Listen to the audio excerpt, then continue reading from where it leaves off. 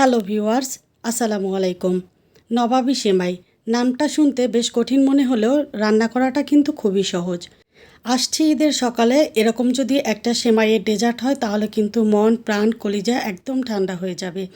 Cream এবং custard powder ছাড়াই আজকের এই নবাবী সেমাইটা আমি তৈরি করেছি। দেখেন এটা দেখতে কতটা লোভনীয় লাগছে। দেখতে যতটা লোভনীয় লাগছে খেতে তার থেকেও বেশি মজার ছিল। একদম ক্রিমি এই নবাবী সেমাই রেসিপিটা আপনারা যদি আজকে পুরোটা দেখে নেন তাহলে আমি কথা দিতে পারি আপনারা খুব সহজভাবে এই রেসিপিটা তৈরি করতে পারবেন। তো ভিউয়ার্স, রিকোয়েস্ট থাকবে আমার রেসিপিটি যদি আপনাদের কাছে ভালো লাগে তাহলে অবশ্যই লাইক, কমেন্ট এবং শেয়ার করে দিবেন।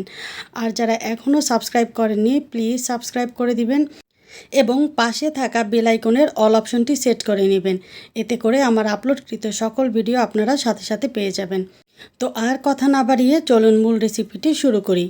তো আমি এখানে এক প্যাকেট লাচ্ছা সেমাই নিয়েছি। এখানে 180 গ্রাম লাচ্ছা সেমাই আছে। আজ আমি বোম্বে সুইটসের লাচ্ছা সেমাইটা নিয়েছি। আপনারা চাইলে যে কোনো ধরনের লাচ্ছা সেমাই এখানে নিতে পারবেন। আর এখানে নিয়েছি কাঠবাদাম, পেস্তা বাদাম, কাজু বাদাম এবং কিশমিশ। কাঠবাদাম এবং পেস্তা বাদাম কুচি কুচি করে নিয়েছি আর কাজু বাদাম মাঝখান থেকে ফাটিয়ে নিয়েছি। এখন চুলায় একটা প্যানে আমি 1 টেবিল চামচের চেয়ে একটু বেশি ঘি দিয়ে দিলাম। ঘি গলে গিয়ে ভালোভাবে গরম হয়ে আসা পর্যন্ত অপেক্ষা করব। ঘি গরম হয়ে গেলে এখানে দিয়ে দিচ্ছি আগে থেকে কুচি করে রাখা বাদাম এবং কিশমিশ। বাদাম কিশমিশ দিয়ে চুলার আঁচটাকে মিডিয়ামের থেকে সামান্য কমে রেখে 1 মিনিটের মতো ভেজে নিলেই কিন্তু বাদামগুলো খুব ভালোভাবে ভাজা হয়ে যাবে।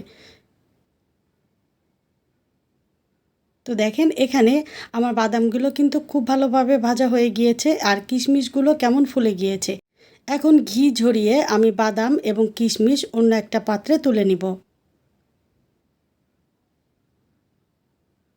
তো বাদাম কিশমিশ তুলে নেওয়ার পরে প্যানে যে ঘি আছে সেই ঘিয়ের মধ্যে আমি দিয়ে দিচ্ছি পুরো 1 প্যাকেট লাচ্ছা সেমাই। সেমাইটা আমি ঘিয়ের সাথে খুব ভালোভাবে মিশিয়ে নিব। মেশানো হয়ে গেলে এখন আমি এখানে দিয়ে দিচ্ছি 1 কাপ চিনি। মিষ্টি কিন্তু আপনারা আপনাদের স্বাদ অনুযায়ী দিয়ে দিবেন। চিনি সেমাইয়ের সাথে খুব ভালোভাবে মিশিয়ে নিব। এই মুহূর্তে কিন্তু চুলার আঁচ লো টু মিডিয়ামের মাঝামাঝি আছে। মিডিয়াম আঁচে দিলে কিন্তু সেমাইগুলো খুব তাড়াতাড়ি পুড়ে যাবে বা কালার চলে আসবে। চিনি যখন খুব ভালোভাবে সেমাইয়ের সাথে মেশানো হয়ে যাবে তখন আমি এখানে দিয়ে দিচ্ছি 1 কাপ গুঁড়ো দুধ।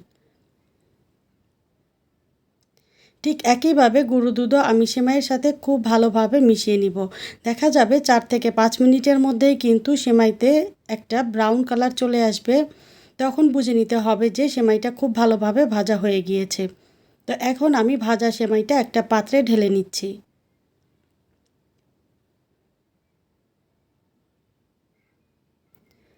সেমাইটা ঠান্ডা হতে থাক ততক্ষণে সেমাইয়ের জন্য একটা ক্রিম রেডি করে নিচ্ছি। চুলায় একটা পাত্রে আমি 1 লিটার পরিমাণ দুধ দিয়ে দিলাম। দুধটা কিন্তু আগে থেকেই আমি জাল করে ঘন করে নিয়েছি। আজকে আমি ক্রিমটা একটু বেশি করেই তৈরি করছি। কেন করছি আপনারা পুরো রেসিপিটা দেখলেই বুঝতে পারবেন। এখন এখানে দিয়ে দিচ্ছি হাফ কাপ গুঁড়ো দুধ। গুঁড়ো দুধ দিলে ক্রিমের ফ্লেভারটা খুব ভালো আসবে। গুঁড়ো দুধ দুধের সাথে ভালোভাবে মিশিয়ে নিয়ে অপেক্ষা করব খুব ভালোভাবে বলক চলে আসা পর্যন্ত।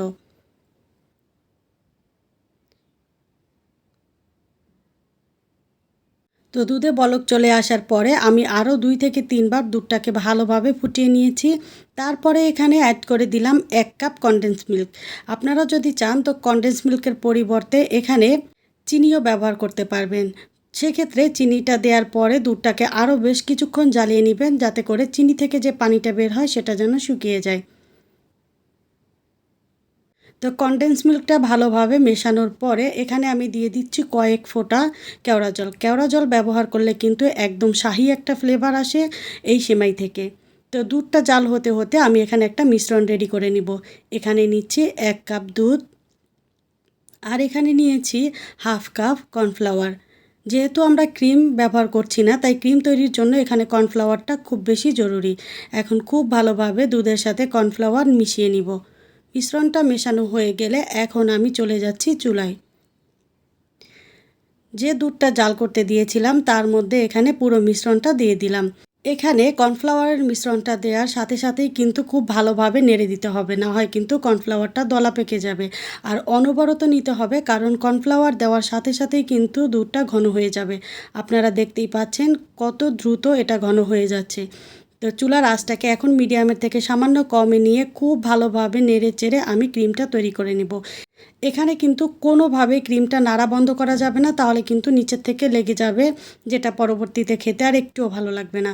তো এখানে আমার ক্রিমটা একদম রেডি, আমি চুলাটা অফ করে দিচ্ছি। দেখতেই পাচ্ছেন এর ঘনত্বটা ঠিক এরকম হবে। এটা যখন ঠান্ডা হয়ে যাবে তখন কিন্তু আরও বেশি ঘন হয়ে যাবে। তো এখন আমি একটা বাটি নিয়ে নিলাম, বাটিতে আমি ভাজা সেমাইয়ের অর্ধেকটা দিয়ে দিচ্ছি, দিয়ে পাত্রের চারপাশে খুব ভালোভাবে ছড়িয়ে দিচ্ছি। ছড়িয়ে দেওয়ার পরে তারপরে একটা স্প্যাচুলা দিয়ে আমি চেপে চেপে সেমাইটাকে সেট করে নিব।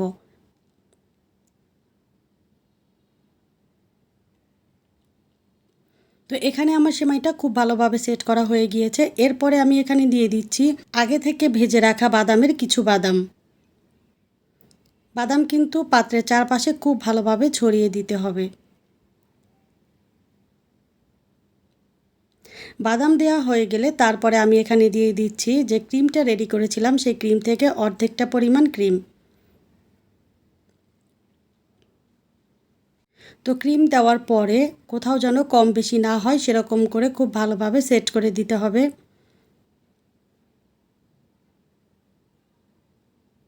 তারপরে এখানে আমি আবার একটা লেয়ার তৈরি করব, দিয়ে দিচ্ছি বাকি অর্ধেক সেমাই। ঠিক একইভাবে সেমাইটা আমি চেপে চেপে তারপরে সেট করে নিচ্ছি। আচ্ছা, সেমাই সেট করা হয়ে গেলে এখন আমি আবার দিয়ে দিচ্ছি বাদাম কুচি। তারপরে একই রকম করে দিয়ে দিচ্ছি বাকি অর্ধেক ক্রিম। আমি এখানে 4টা লেয়ার করছি, আপনারা যদি চান তো 2টো 3টে 4টা যার যেরকম খুশি লেয়ার তৈরি করতে পারেন। তবে এরকম করে লেয়ার তৈরি করলে খেতে বেশ ভালো লাগে, কারণ ক্রিমটা অনেক বেশি থাকে, এজন্যই আমি ক্রিমটা একটু বেশি করে করেছিলাম। তারপরে আবার উপর থেকে বাদাম কুচি দিয়ে দিলাম। এরপরে এটা ঠান্ডা হতে সময় দেব 2-3 ঘন্টা। ঠান্ডা হওয়ার পরে আমি 3 ঘন্টা ফ্রিজে রেখেছিলাম, মোট 6 ঘন্টা পরে আপনাদের সাথে শেয়ার করছি। তো আসছে ঈদে, অবশ্যই এই রেসিপিটা একবার হলেও ট্রাই করবেন। দেখা হবে পরবর্তী কোনো রেসিপিতে, ততক্ষণ পর্যন্ত ভালো থাকবেন। আল্লাহ হাফেজ।